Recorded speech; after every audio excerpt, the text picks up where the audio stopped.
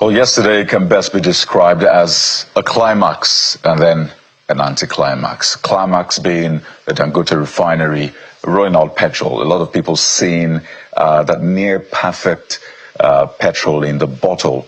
And then the anticlimax being the price of petrol, at least from the NNPC Limited, going up by at least 50%. Not to talk of other outlets that are not NNPC Limited. So it's a mixed bag really for Nigerians, and it's been on for weeks now. The question is, what more can Nigerians take really? What could have been the best way to approach this? Lots of ideas flying around here and there. So let's try to bring everything together and chart a way forward. And if there are consequences to be meted out, absolutely bring them up as well. We're joined on the program by a full panel. It's a big conversation, definitely. And I'll introduce a panel. Mr. Pascal Odibo is an economic policy analyst and group country director, Jeff and O'Brien Knowledge, as well as Mr. Hector Ibikewubo, who is the editor-in-chief, Sweet Crude Reports. We're also joined by Joe Wakwe, who is a petroleum engineer and policy analyst and former chairman, Nigerian Council of Society of Petroleum Engineers and partner, Zera Advisory, and Engineer Frank Onyebu, who's Executive Director, Universal Luggage Industries Limited and immediate past chairman, MAN, Akbakwa Branch. Gentlemen, you're welcome to the morning brief. On a lighter note, looks like everybody's working from home. Is this as a result of the hike in petrol price and fuel scarcity? All of the above, I guess. Yeah, I was just remarking earlier, this is almost back to COVID era. Everybody's working from home, social distancing and all of the quarantine. But let's get into this big one, because it's been a headache for Nigerians, decades of headache. And it looked like it came to a head yet again yesterday. And I'll begin with you, Mr. Joe Wakwe, because there have been lots of propositions. Should this have been done in a better way? There's the economics of it. There's the politics of it. There's, of course, the petroleum engineering issue of things. But when you look at all of the different angles, could this have been done in a better way? And I'll take everybody's reaction to this particular question, but I'll begin with you, Mr. Wakwe. My answer would be yes. 3-4 years ago, we had outlined, I think there was consensus that the current model for subsidy for petroleum products was not sustainable and was not going to help in the long run. And I think the question then was, what should you do? How do you exit this? And I think for the most part, there were clear steps that we just didn't have the political will to take. And it has come back to haunt us. Remember that we're not alone. There has been so many countries that has tried to exit one kind of subsidy regime or the other. There are very key elements that are necessary to successfully exit. One of them is you must have a plan, right? You must have a plan that all the stakeholders will buy into and work with. I think we kind of push this aside a little bit. Maybe because we're not able to build some kind of a national consensus on if you're removing subsidy, what are you replacing it with? So those are some of the issues I think that could have led to a different place from where we are today. There are models out there on whether or not you want to do it in one whole step or you want to take multiple steps, some graduated steps. I mean, we started in 2015 with price modulation. That was the beginning of what would have led to some food regulation scheme, but we abandoned it midway. So yes, right. My answer is if we had taken our time, worked on a plan, got all the stakeholders aligned around that plan, I think the outcome would have been very different. Thank you, Mr. Wako. Let me go to Mr. Ibikewubo now. You have long tracked this sector and reported the sector. You've seen all of the flips, flops, wins from time to time. So same question to you. Having looked at this sector for years now, do you think it could have been done a better way? Yes, I agree with Joe to an extent. Yes, it could have been done in a better way. One way that is clear we shouldn't have gone about this is politicizing it or announcing flippantly that subsidy is gone. You can't do that. At least it's clear for all of us to see now that that was a colossal mistake. Subsidy removal or the deregulation of the downstream sector was to be predicated on local refining. You can't engage in subsidy removal based on imports. When you do that, what you see out there is what you get. There's been countless studies of how to go about all of this. So it's clear that you can't go about removal of subsidy without a plan. You needed to have a plan, a clear-cut plan, which the NNPC should have superintended, working in concert with the downstream petroleum regulatory agency and whatever other government bodies you have out there. But this hasn't happened, and you see us doing exactly the way what you've described, policy flip-flops. In one breath, you say subsidy is gone. In another breath, you say subsidy is back. So where do we go from here? We really need to be clear-headed about our approach. If we're going to point A, then let's be clear that we're going to point A. If we're moving to point B, let's be clear we're moving to point B. You can't go forth, back and forth, back and forth. You just mess up the system. The system has practically crashed for all intents and purposes. We can paper over it all we want, but the situation is bad. It's really bad. Oh dear. Oh dear. I mean, you've painted that picture really, and a lot of people feel it already. Anyway, but let me go to Mr. Odibo and get your thoughts on this. He has spoken about the politicizing of it, but there's also the economic angle. Some look at the number and say it was never sustainable. There was no other option anyway. So I would ask you that same question. Could it have been done in a better way? And good morning. I would rather take this conversation from a leadership perspective, which is, of course, my forte. This thing has been done before, and we saw how it threw the economy into some spiral.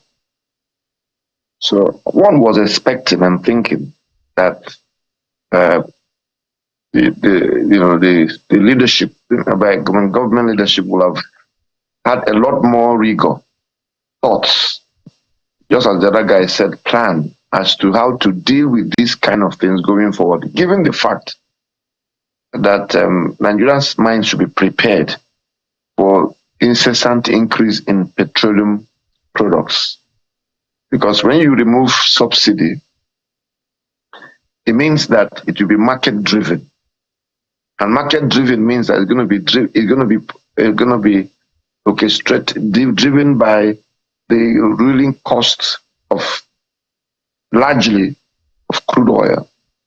So I'm not really bothered about the economics, because everybody knows that there must be something must give to be able to sustain it, especially with the reforms this government is pursuing. My concern is the leadership rigor, the thoughts that is going through some of these processes and procedures.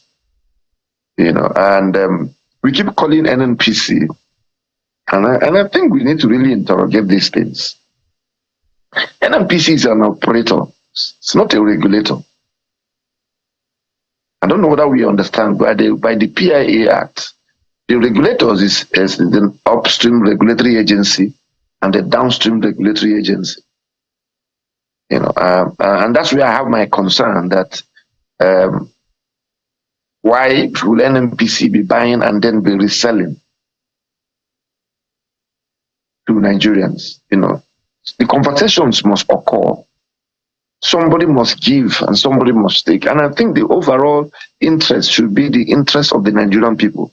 The removal of subsidy, the harmonization of the foreign exchange windows, and of course some other economic policies of government, which have their good reasons, have totally challenged the living standards of Nigerians. I mean, that's the truth. Now, whether this could have been done in another manner is a different conversation. But the truth is this: all doctors, they work from a manual, a procedure, a protocol. But the skill of every doctor, his experience, comes to play in the operation or in the work or in the application of the medicine that he's doing. And that's why people are comfortable with one doctor or the other. They all go to the same, they go to whether you're in Australia or UK, Nigeria, it's the same manual, the same procedures.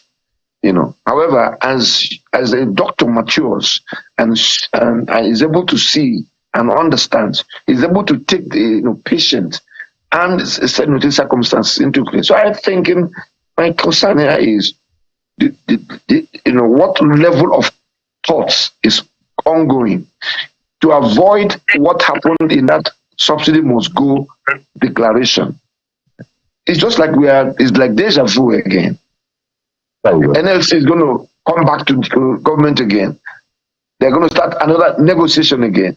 There could be another protest again. So there should be some measure of thought. So I'm just hoping that government people, there is some measure of thought towards this whole thing, even though they look good. So this could have been done better with better thought put into it. And that's the essence of this conversation. Properly x-ray these issues. They always say the eye does not see itself, so we'll serve as a mirror for government and those who are meant to take these decisions. And there are a number of things that the NNPC Limited ought to be according to law, and we're not exactly seeing that. Perhaps we'll explore that. But let me come to Engineer Oyebo, because a lot of people see the price at the pump and they know that it's eaten into their pockets. But for manufacturers, those who are doing business, it's usually, X'd times 2, times 3 in terms of your cost, what you have to pay, what you have to then charge if you want to put a price to your product. So what are the optics for you? And you can, of course, speak to that question about, the thought process, the rigor that was put into this by government. Do you approve of it? Good morning, and thank you for having me. I'll start by, would it have been done differently? Yes. There's no way we can be talking about removal of fuel subsidy without local production. Definitely it can't work, because what it normally leads to is just a vicious cycle. We increase price of fuel and the price of every other thing is, shoots up to the sky. And then the Naira naturally will devalue because we're not producing right here. As a matter of fact, almost everything we have to import, not just petroleum. So once there is a pressure of price increases, the Naira devalues, and they'll have to get back to the same point where we started.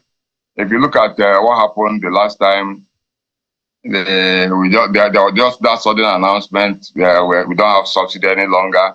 And then price of transportation will go up, price of food items will go up, price of everything, practically everything will go up. And at the end of the day, it shot up it devalued, the Naira was much devalued, and we got back to the same point because now the price of fuel will naturally need to be increased again. So this cycle will continue unless we start local production of petroleum products.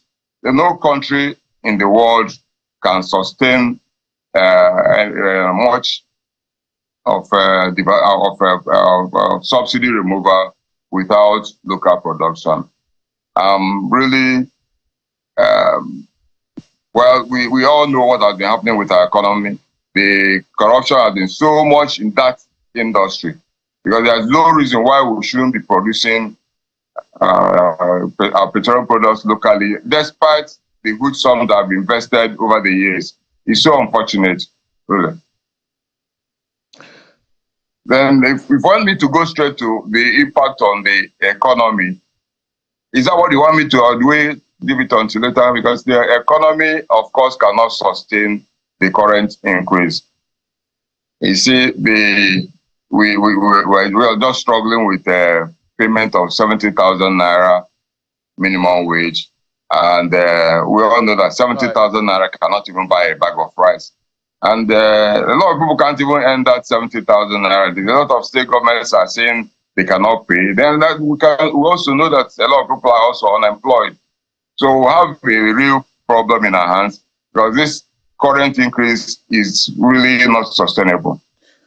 All right, let's take it back to Mr. Joe. And gentlemen, I'd like your intervention on this particular question because I'm sure that there will be variation to this particular question. And let's look at what we have on our hand.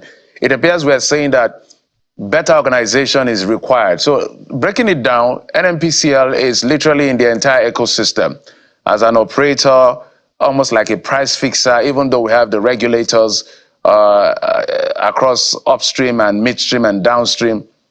But see the proliferation of NNPCL across board. So what we have now with the Dangote refinery appears to be, I think, what economists call bilateral monopoly, more like one buyer, one seller, one off-taker, which will now have to maybe control the price. So with the arrangements we're seeing now, the indebtedness of the NNPCL, which they finally admitted to, the Dangote refinery coming upstream with this agreement that looks like a bilateral monopoly, how do we ensure that in the coming months, what assurances do we have? Because the bigger question on the minds of Nigerians, as much as they celebrate the Dangote refinery, they want the prices to come down. How do we ensure that this space is properly organized in such a way that there will be fair competition so that there will now be some level of reduction in the pump price of fuel? Because what is going on now, if we still do that arrangement of Dangote still being the sole buyer and distribute to others, it's like we're running in full circle. So we're not going abroad to do that buying again. We're coming home to buy, but it's the same sequence, the same algorithm. What do we do to break it and make it better? Mr. Joe, you come in first. Okay, thank you. I think you're right. For me, yesterday when I had that news, I was a bit demoralized. One had expected that at least we now had two sources of products in the market. You see, the consuming public will be better served when there's competition. And the only way you can get competition in this market, I know that the consumer side is diversified, so you need to diversify the supply side. That hasn't happened, and I was hoping that at least this, the Dangote refinery starting PMS production would have started that process of diversifying the supply side. Unfortunately, it doesn't look like that's what's going to happen. It looks like we're still going to be in this single supplier situation, and you can't have competition in that space. So what should we do? I think we need to rethink the entire the supply situation. What I think the regulators should license more importers, and I think that at the end of the day, I make the point that domestic refining is excellent, it's what we need, but it has to be at a competitive price, right? So if you're going to have domestic refining that is way over what the imported product will sell at, then you have to look deeply at that again, because then you're not protecting the people that policy was meant to protect. So I think that we need to rethink that. We need more supply sources in the market, and maybe, and I'm glad that Dangote is doing Euro 5, so maybe we'll start having some product differentiation. There's no reason why, if you have Euro 5 and somebody brings in this, then you should pay the same price. So we need to now deepen the market somewhat, because without competition, we're basically in the same place. Mr. Hector, maybe your own intervention as well, because Dangote is clearly saying by what is approaching, I will discriminate by the quality. That's simply what it is. By the time you see the quality of the petrol coming out from my refinery, you have a clear choice on longevity of your engine and efficiency. That is one thing I guarantee Nigerians. But it's talking as a private investor who has spent 20 billion to put together that massive facility. But for us who are consumers or buyers, we just want the prices to come down, even if we like quality at the end of the day. So how do we break up this bilateral monopoly, as we call it, or this single buyer, single seller, so that there can be enough competition? We thought that would happen.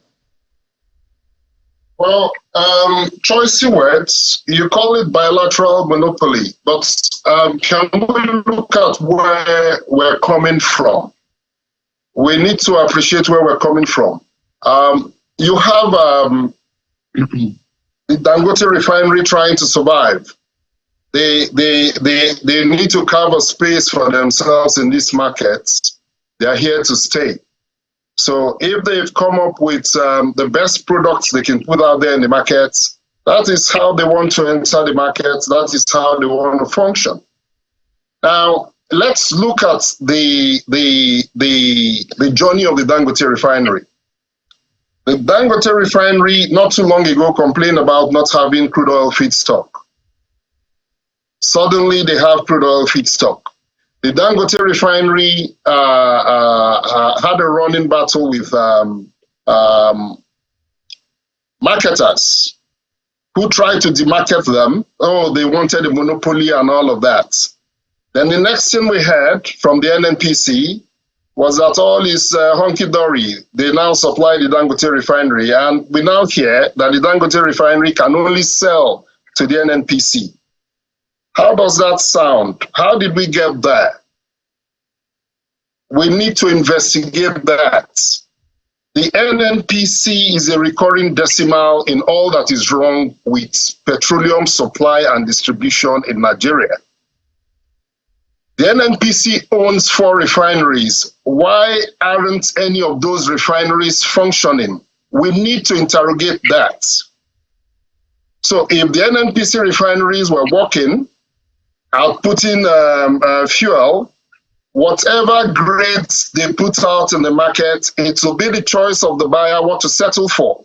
We cannot now expect that if the Dangote refinery is outputting premium quality gasoline, the price should be reduced to accommodate us. This is a private investor. So if he's outputting premium quality gasoline, premium quality diesel, of course, he's at liberty to determine that these are the prices I want to sell my product for. So we need to interrogate the NNPC's inability to ensure that any of its refineries are working. Why aren't the NNPC refineries working? If you're operating in a deregulated environment where you have open or easy entry, easy exit of all manner of players, then we shouldn't have a situation where the Dangote refinery will be selling to only the NNPC. That's a big question mark there. The fact that you supply them, the sole supplier of that's locally of crude to the Dangote refinery does not presuppose that you alone should be the off-taker. These are things we should interrogate. There's something wrong with that picture. Okay, apparently something is wrong with the picture in your view, but maybe we'll just take a quick break, and when we come back after this break, we'll be talking to Mr. Pascal. Mr. Pascal, my question will be, is maybe so they can start processing this ahead of time, are we stuck? Because the picture we're all looking at now looks like, okay, this is where we are. Dangote refinery is upstream, Port Harcourt refinery is not upstream yet, and we used to import fuel, PMS, but the importer himself, the sole importer of that product, which is NNPCL, is in a debt crisis. And now Dangote has come upstream, there will be the off-taker.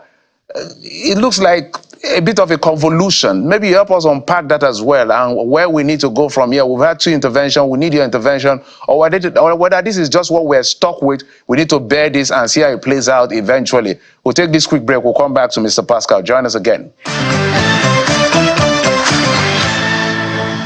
Welcome back. We're still talking to 4 gentlemen who are trying to intervene as far as the issue of fuel scarcity and the issue of the pump price of fuel is concerned. We have Mr. Joe Nwako, Mr. Hector Igbikio Wubo, and Ms. Pascal Odibo, as well as Frank Onyebo, all joining us to break this down as much as possible. Mr.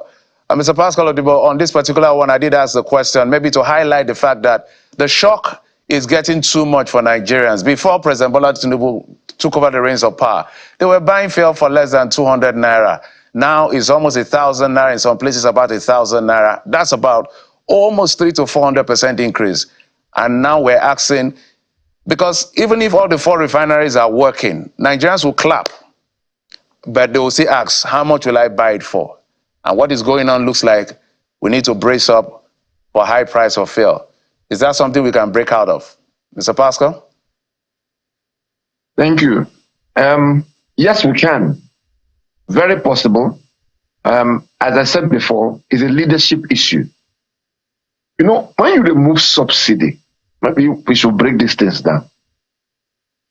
What you're doing is to remove money from the pockets of the people and put that money in the treasury of governments. That's exactly what, so you can use it to deal with other costs. Now, it has a challenge. If it gets to a level where the people can't bear it again, there will be a pushback. So governments all over the world, think and ask, if we push too much, will these guys revolt? And we've got the first revolt. Protest, call it protest. Government shouldn't do things that will trigger another one. I can guarantee you, if this continues, Labour will sit down. The people will sit down. So it takes leadership to sit down and balance it out. And my argument here is this. Let us even do economics 101. What brings efficiency to the market is performance. And performance, most times, is extracted by competition. The private sector today, those who are doing well in private sector, are rewarded by the markets. Check the banks, check the telecommunication companies. If your services are good, the people will buy your products, and by so doing, you will prosper. The reverse is the truth. The market can punish you if what you're producing and bringing to the market doesn't work. And we have plethora of businesses that have phased out as a result of market punishing them because of what they didn't produce or what they produced. I was thinking, and I'm still hoping, that government will assist competition and not this what you call bilateral monopoly. If the 3 or 4 refineries, energy and resources is pumped in, Dangote refinery is working, and they are all allowed, and Nigeria needs to decide how she wants to operate. Do you want to run a welfarist government or do you want to run a capitalist system? We're not a socialist system. Some people will be, one of the benefits of privatization is that the rich will buy those assets. Now, but the rich will be punished if those assets doesn't produce. Example, the distribution companies, electric distribution companies in Nigeria, they were bought by the rich, but you can see they're struggling because they have not invested in that system. But look at MTN, look at Airtel, look at Google. They are, at least before the current circumstances, been prospering because they are offering. When the generator in MTN spoils, when their distribution breaks down, do they call you that has an MTN number to come and help them buy diesel? So the point I'm making here is that government must understand that the essence of their mandate is for the people. And this is important, absolutely important. Well, I mean, I know people are complaining about the profligacy in government and all that. But even if you are profligate, but at the end of the day, the people are benefiting from your economic policies, whether now or in the future. You will open up the market to be able to reward those who are serving the market aright. And that's my submission. Government must encourage competition in the market. The regulatory agencies, we all saw PIA. Let those institutions kick in. This secondary third party bilateral monopoly, it is archaic. It doesn't work. And I want to warn here, the filling stations is a recruitment ground, and government needs to be careful for people who are disenchanted. So it's important that government finds a way. And that's why I keep talking about thoughts over matter, thinking. The ministers, the various people that are leading this country at this time must sit down and think through, how do we enable some measure of competition? Because it is this competition that will achieve what you want to achieve. If you look, when you say 1 + 1, you say 2. If you want to change the result of 2 to 4, you go back to the equation and say 1 + 3. It will give you 4. You don't go and start adjusting the 2. You will model things up. Okay. So my thinking here is that government must be ready and prepared to encourage competition in the oil and gas industry. There are independent marketers who can be regulated, not by NNPC. NNPC is a player. NNPC was the sole importer. So 1 second, sir. Let me just be talking with this. Right. Sole importer of petrol. NNPC had retail assets and outlets. They brought in the petrol, they sold at their filling stations, and then they sold some more. Allow Dangote to play the same role if he wants to do so. Allow, if he's now producing petrol, if he wants to set up filling stations, let him set it up so that people can go there and buy. We need to open up this system.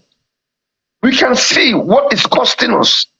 The last protest has brought Nigeria on almost like a standstill. You don't want such things anymore. You don't want it.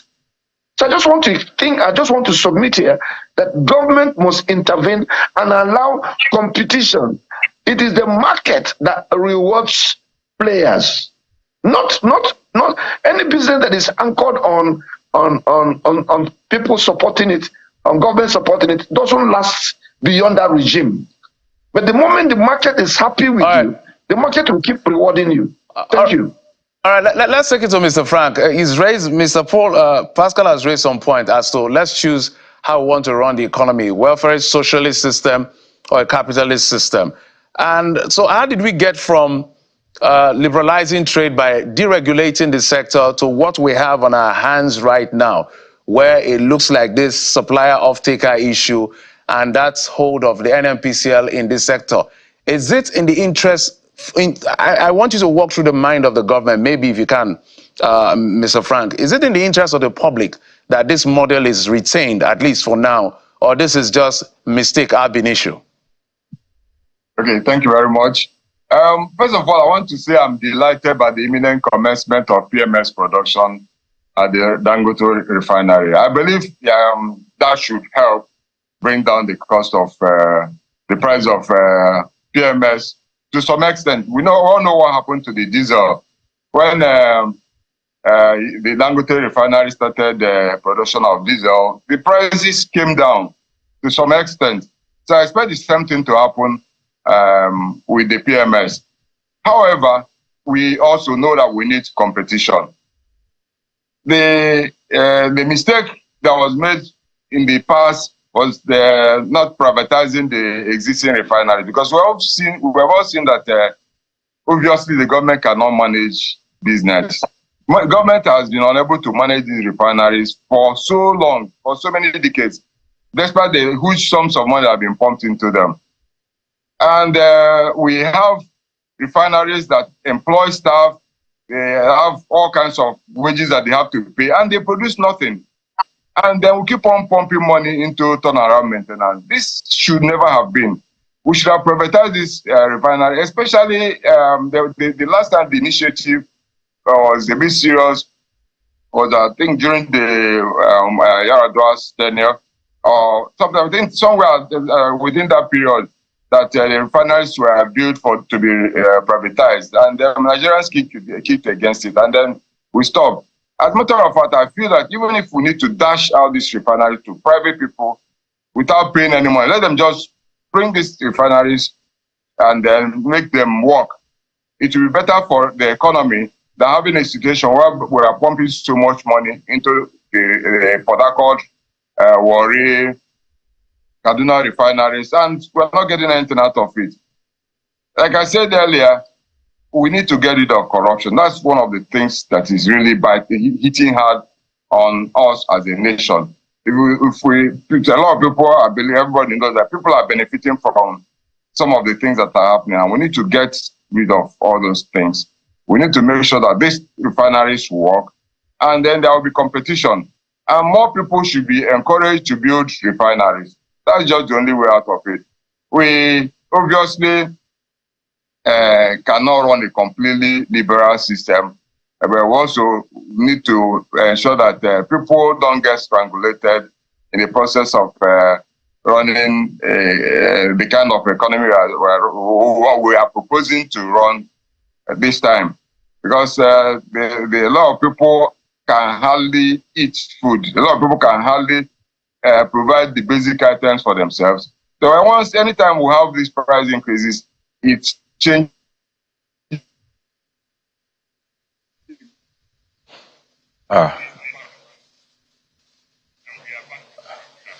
All right. Thank you. Let me go to Mr. Wakwe now as we do this final round. In an ideal situation, what is always said is forward ever, backward never. But we're in a very delicate situation. And I want us to speak pointedly now to the pricing. Is this a case of forward ever? Let the markets keep deciding. So if it's 800 today, as it is now, fine. Tomorrow, 1,000. Now, we know that these things usually go up. They rarely come down.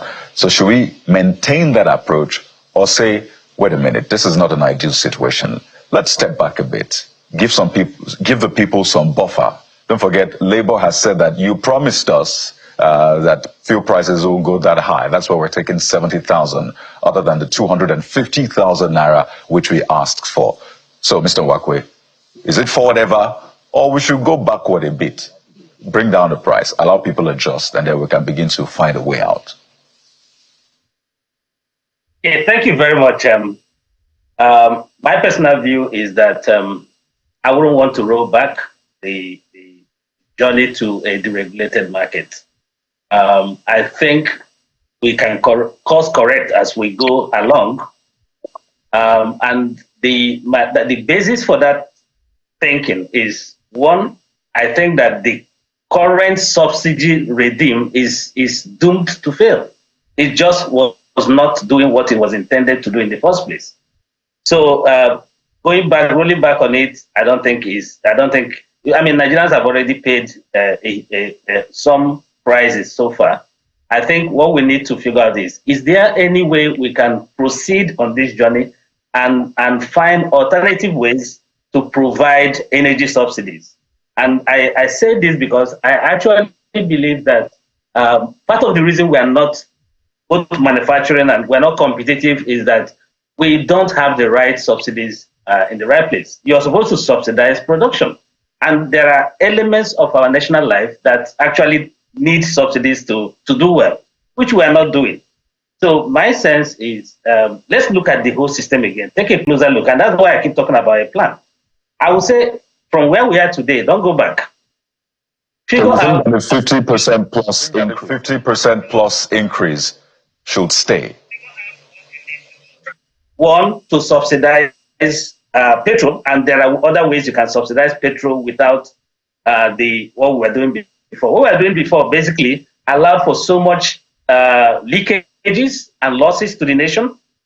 I can show you plots of every time the differential between our cost here and that of our neighbors widens, you see a lot of flow across the border.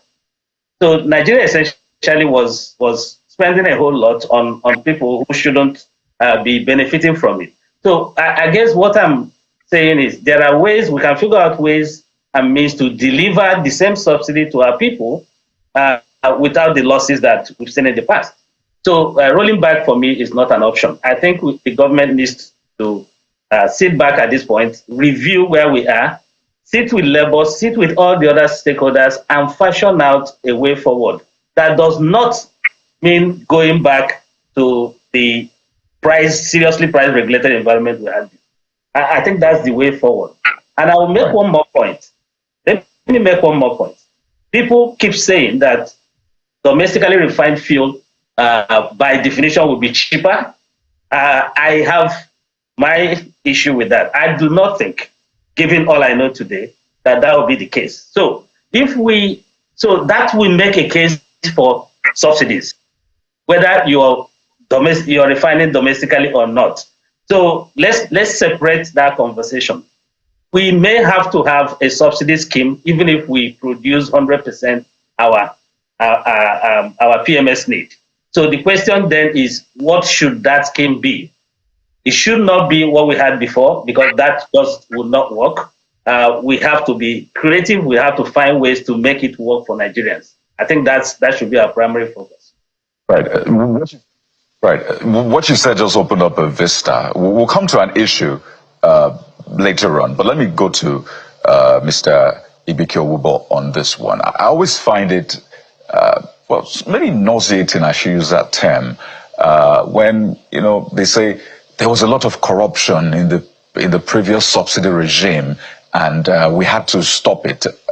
And I'm looking at the people who have to bear the brunt of it. That's, average Nigerians, people that are right about the poverty line, who now have to pay plus 800 naira. It's no fault of theirs. They need to enjoy some sort of subsidy. So if there's corruption in that subsidy regime, the onus is on government and those in power to fish out those corrupt individuals, systems, or institutions, punish them appropriately, and get rid of the corruption, rather than pass that cost, that buck, that stress to the people. Whether you like it or not, I think it's been said, governments subsidize for the good of the people who cannot afford. So you cannot now take that away from them because you're not able to resolve corruption. Mr. Ibeke, you're also a journalist, and I know you've been reporting, NNPC Limited talking about the logistics costs rising by almost 500%. So it had been a long time coming. But do you think it's fair on people to now be paying, and I'm talking about people who can barely afford it, not the rich ones, to now be paying 800 naira because government could not resolve the corruption that was pervasive in the previous subsidy regime?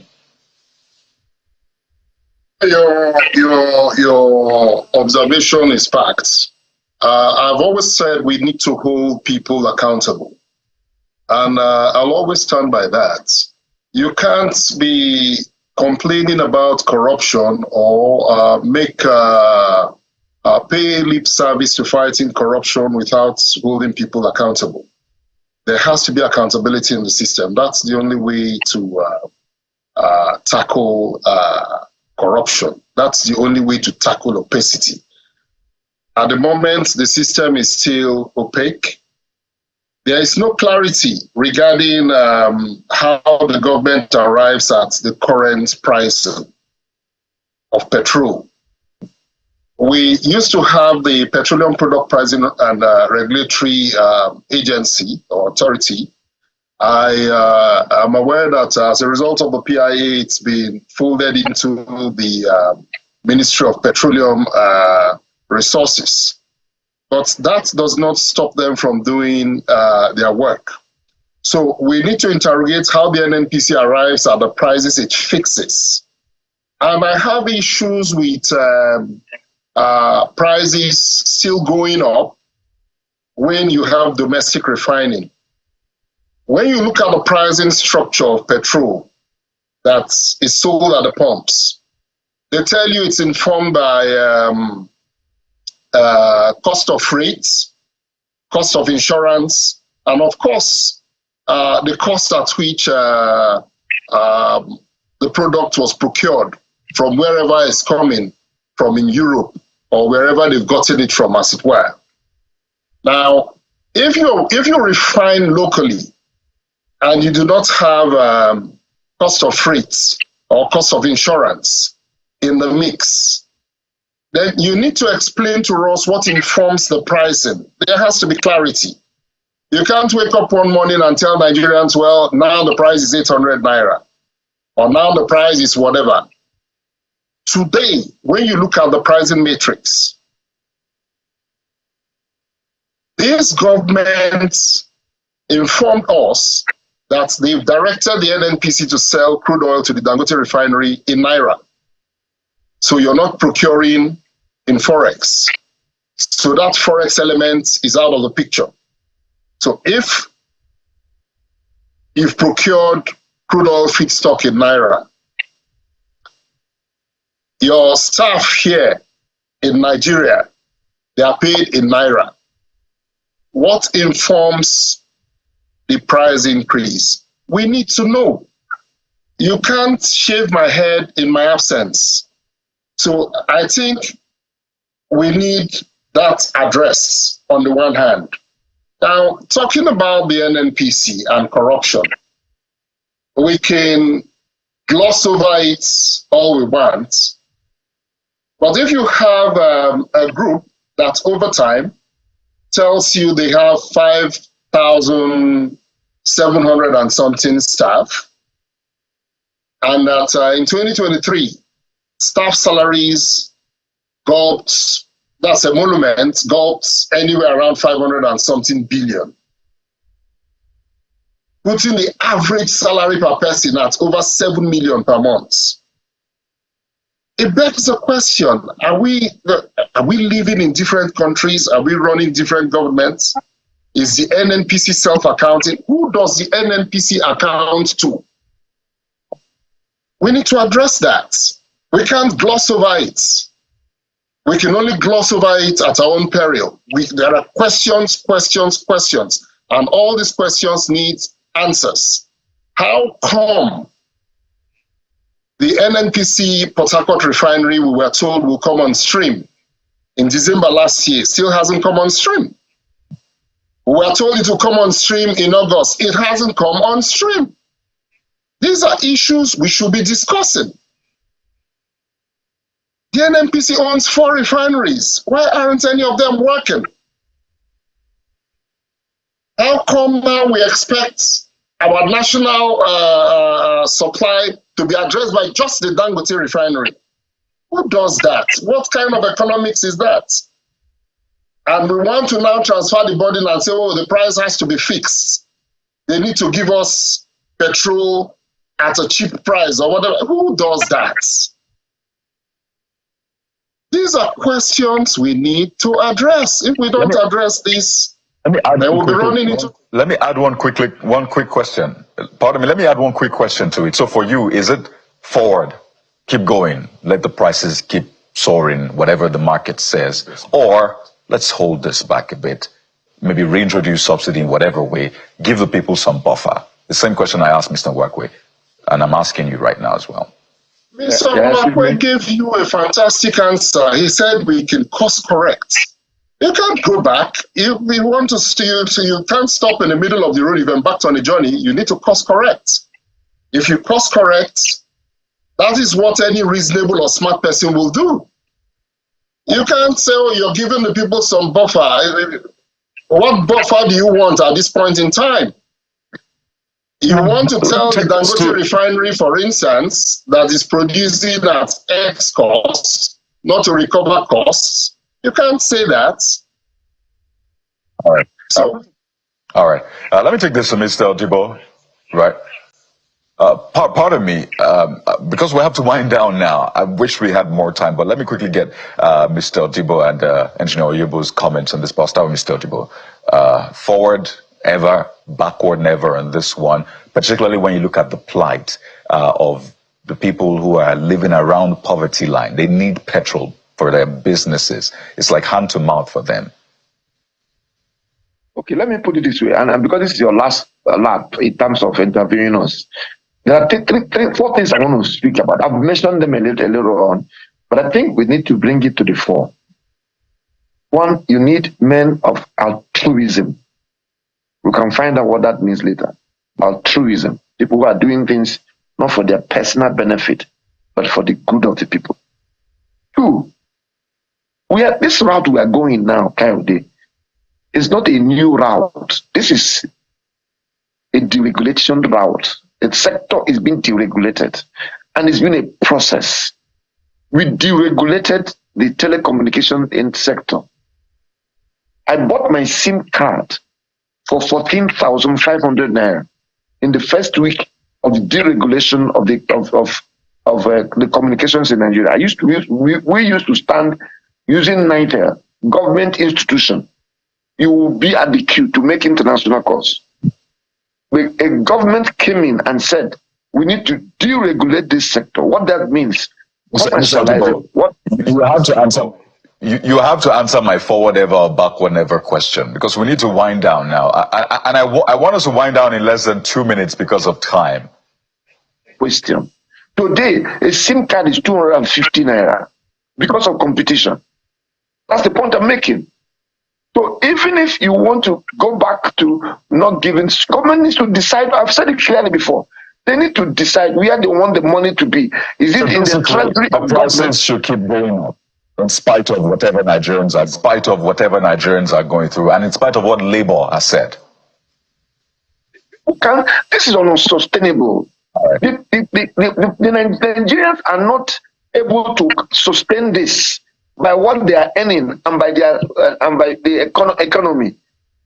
Let me tell you, take this as a prophecy if you want. All right. Labour will go back to the streets. More protests will occur. So government doesn't want this now.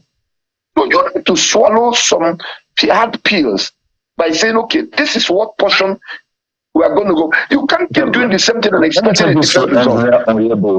Engineer Oyebo, pardon me, Mr. Odibo, because of time, we really have to wind down. And it's a very important conversation, but we're constrained by time.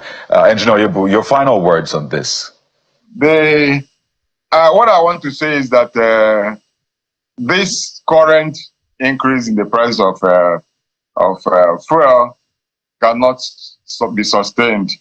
I've said it before. Any increase in the price of fuel leads to an increase in the price of virtually every other thing, and that will take us back to further devaluation of the naira, and then it gets back to that vicious cycle.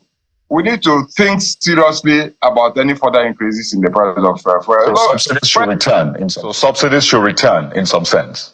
It should return in some sense. Yes. There should be some subsidy. Initially, we all thought that subsidy needed to be removed. Everybody sang that song. We need to remove subsidy. And then we all saw the impact of the last subsidy removal that happened. It led to general hike in the price of everything. And then the naira, because at the end of the day, is the naira, the FX that we use to import this for. Since we are not producing, okay, Dangote refinery is about to produce, but we have all stated it is still more of a monopoly. So NNPC is still a very important player. Engineer Frank Oyebo, we have to anchor, but you've spoken quite well, at least for manufacturers and those who will also be feeling the pinch of this. But we really have to anchor. This is by no means the end of the conversation. We have to thank you so much, Engineer Frank Oyebo, Executive Director, Universal Luggage Industries Limited, and immediate past chairman of MAN at Papa Branch, as well as Mr. John Wakoi, Petroleum Engineering Policy Analyst, former chairman, Nigerian Council of Society of Petroleum Engineers and Partners, Sarah Advisory, as well as Mr. Hector Igbikio-Wubo, Editor-in-Chief, Sweet Crude Report, and Mr. Pascal Odibo, Economic Analyst, Policy Analyst, and Group Country Director, Jeff and O'Brien Knowledge. Gentlemen, thank you for your time, and I see you're working from home, so we wish you the very best on this one.